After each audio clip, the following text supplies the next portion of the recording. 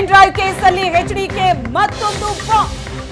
Video ಹಂಚಿಕೆ ಸೂತ್ರಧಾರನೇ ಸಿಡಿ Shivakumar.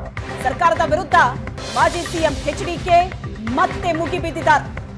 Pen drive ಕೇಸ್ನಲ್ಲಿ HDK ಸಿಡಿಸಿದಂತ ಮತ್ತೊಂದು ಬಾಂಬ್ ಇದು. ಸರ್ಕಾರದ ವಿರುದ್ಧ ಮತ್ತೆ ಮುಗಿಬಿದ್ದಿದ್ದಾರೆ ಮಾಜಿ ಸಿಎಂ ಎಚ್ಡಿಕೆ.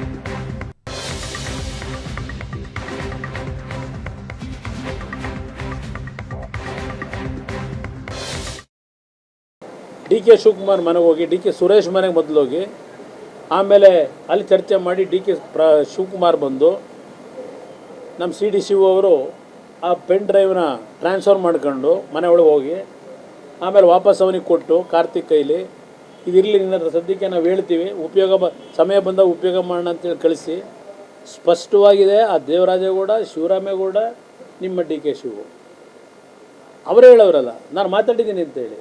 ಪೆನ್ ಡ್ರೈವಿನ ಬಗ್ಗೆ ಯಾವ ಮಂತ್ರಿಗಳು ಕಾಂಗ್ರೆಸ್ ಕಾರ್ಯಕರ್ತರು ಯಾರೋ ಮಾತನಾಡಬೇಡಿ ಅಂತೇಳಿ ಮುಖ್ಯಮಂತ್ರಿಗಳು ಯಾಕೆ ಹೇಳಿಕೆ ಕೊಟ್ಟವ್ರೀಗ ಪತ್ರಿಕೆ ಬರೆದಿದ್ದೀರಲ್ಲ, ಸರ್ಕಾರಕ್ಕೆ ಮುಜುಗರ ಬರ್ತದೆ, ಕೆಟ್ಟ ಹೆಸರು ಬರ್ತದೆ, ಇದು ಮಾತಾಡಬೇಡಿ ಅಂತ ಈಗ ಯಾಕೆ ರಿಯಲೈಸ್ ಮಾಡ್ಕೊಂಡಿದ್ದೀರಿ? ನಿಮ್ಮ ಬುಡಕ್ಕೆ ಬರ್ತಾ ಇದೆಯಲ್ಲ, ಈಗ ಬರುತ್ತಲ್ಲ ಮುಂದಕ್ಕೆ, ಅದಕ್ಕೆ ಈಗ ಹೇಳಿದಿರ ಅಲ್ವಾ ನಿಮ್ಮ ಮಂತ್ರಿಗಳಿಗೆ ಮಾತಾಡಬೇಡಿ ಅಂತೇಳಿ. ಸ್ವಲ್ಪ ಡ್ಯಾಮೇಜ್ ಆಗಿರೋದು ನಿಜ, ಡ್ಯಾಮೇಜ್ ಮಾಡಿದ್ದಾರೆ.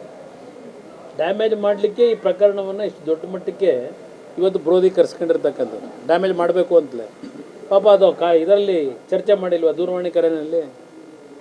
ಈಗಾಗಲೇ ದೇವೇಗೌಡರ ಕುಟುಂಬ ಸಂಪೂರ್ಣವಾಗಿ ಗೌರ್ಮೆಂಟ್ ತೀರ್ಮಾನ ಮಾಡಿಬಿಟ್ಟಿದ್ದೇವೆ, ನಾಶ ಮಾಡ್ತೀವಿ ಅಂತಕ್ಕಂಥದ್ದನ್ನು ಅವರೇ ಹೇಳಿಲ್ವಾ?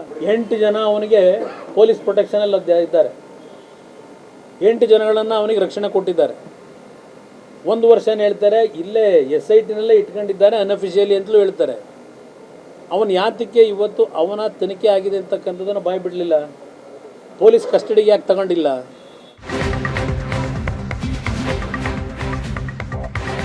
ಫೋನ್ ಕದ್ದಾಲಿಕೆ ಬಗ್ಗೆ ಎಚ್ಡಿಕೆ ಹೇಳಿಕೆಗೂ ಡಿಕೆಶಿ ಟಾಂಗ್ ಕೊಟ್ಟಿದ್ದಾರೆ. ಎಚ್ಡಿಕೆಗೆ ಯಾರು ಮಾಹಿತಿ ಕೊಟ್ಟಿದ್ದಾರೆ? ಅಫಿಡವಿಟ್ ಕೊಟ್ಟು ಕುಮಾರಸ್ವಾಮಿಗೆ ಮಾಹಿತಿ ಕೊಟ್ಟಿದ್ರೆ ಬಹಳ ಸಂತೋಷ. ಕುಮಾರಸ್ವಾಮಿ ವಿರುದ್ಧ ಡಿಕೆ ಶಿವಕುಮಾರ್ ವಾಗ್ದಾಳಿ ನಡೆಸಿದ್ದಾರೆ. ಫೋನ್ ಕದ್ದಾಲಿಕೆ ರಾಜ್ಯ ಸರ್ಕಾರ ಮಾಡ್ತಾ ಇದೆ ಅಂತ ಅವ್ರಿಗೂ ಪೊಲೀಸ್ ಅಧಿಕಾರಿಗಳು ಮಾಹಿತಿ ನೀಡಿದಾರಂತೆ. ನೋಡಿ, ಹೋಮ್ ಮಿನಿಸ್ಟ್ರು ರೈಟಿಂಗಲ್ಲಿ ಬರೆದು ಕೊಡಕ್ಕೆ ಹೇಳಿ ಹೋಮ್ ಮಿನಿಸ್ಟ್ರು ಹೇಳಿದ್ದಾರೆ. ಇದು ಅವ್ರ ಕಾಲದಲ್ಲೆಲ್ಲ ಮಾಡಿದ್ರಲ್ಲ, ಯಾರ್ಯಾರ ಕಾಲದಲ್ಲಿ ಕದ್ದಾಲಿಕೆ ಮಾಡಿತ್ತು ಅಲ್ಲ ಅವ್ರಿಗೆ ಗೊತ್ತಿದೆ. ಅವರು ಹೋಮ್ ಮಿನಿಸ್ಟರ್ ಆಗಿದ್ದವರು, ಕೆಲವು ಚೀಫ್ ಮಿನಿಸ್ಟರ್ ಆಗಿದ್ದವರು, ಎಲ್ಲ ರಿಪೋರ್ಟ್ ಎಲ್ಲ ಬಂದಿತ್ತು. 45 ಜನದ್ದು ನನ್ನ ಸುತ್ತಮುತ್ತ ಇರ್ತಕ್ಕಂಥವ್ರು ಯಾರಿದ್ದಾರೆ ಅವರ ಎಲ್ಲರ ಫೋನು ಟ್ಯಾಪಿಂಗ್ ಆಗ್ತದೆ. ನನಗೆ ಯಾರು ಬಂದಿದ್ದೀವಿ ಬಹುಶೇಷದವ್ರ ಮಾಹಿತಿ ನನ್ನ ಫೋನ್ಗಳಲ್ಲಿ ಏನೇನು ಚರ್ಚೆ ಮಾಡ್ತೀನಿ ಎಲ್ಲೆಲ್ಲ ಅವ್ರ ಮಾಹಿತಿ ಇರ್ತದೆ. ರೇವಣ್ಣ ಅವ್ರ ಫೋನು ಟ್ಯಾಪಲ್ಲೇ. ಈ ಆಧುನಿಕ ಯುಗದಲ್ಲಿ ಏನು ಹೊಸ ಫೋನ್ ತಗೊಂಡ್ರು ಇನ್ನು 24 ಗಂಟೆಲಿ ಆ ಫೋನು ಟ್ಯಾಪ್ ಆಗ್ತದೆ.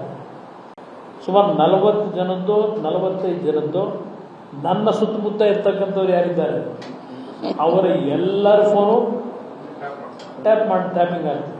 ನನಗೆ ಯಾರು ಬಂದಿದ್ದೀವಿ ಬಹುಶೇಷದವ್ರ ಮಾಹಿತಿ ನನ್ನ ಫೋನ್ಗಳಲ್ಲಿ ಏನೇನು ಚರ್ಚೆ ಮಾಡ್ತೀನಿ ಎಲ್ಲೆಲ್ಲ ಅವ್ರ ಮಾಹಿತಿ ಇರ್ತದೆ. ರೇವಣ್ಣ ಅವ್ರ ಫೋನು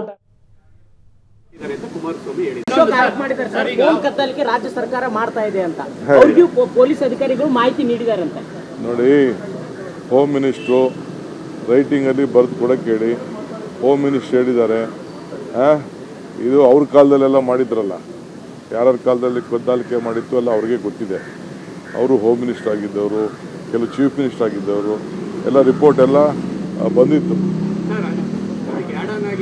ನಿಮ್ಮ ಸುತ್ತಮುತ್ತ ಇರೋರೇ GM.